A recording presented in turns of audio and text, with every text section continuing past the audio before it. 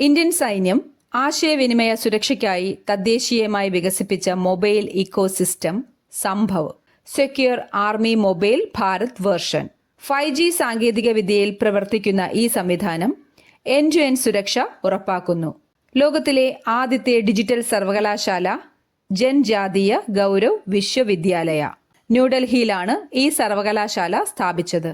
ആദി സംസ്കൃതി എന്നും ഇതിനു പേരുണ്ട്. ഗോത്ര സമൂഹങ്ങളുടെ സാംസ്കാരിക പൈതൃകം ഡിജിറ്റലായി സംരക്ഷിക്കുകയും പ്രോത്സാഹിപ്പിക്കുകയുമാണ് പ്രധാന ലക്ഷ്യം.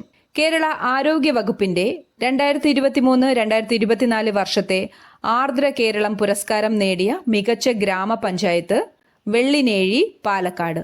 നവകേരള കർമ്മ പദ്ധതിയുടെ ഭാഗമായുള്ള 4 മിഷനുകളിൽ ഒന്നാണ് ആർദ്രം മിഷൻ. സർക്കാർ ആശുപത്രികളെ ജനസൗഹൃദമാക്കുക എന്നതാണ് ഈ പദ്ധതിയുടെ ലക്ഷ്യം.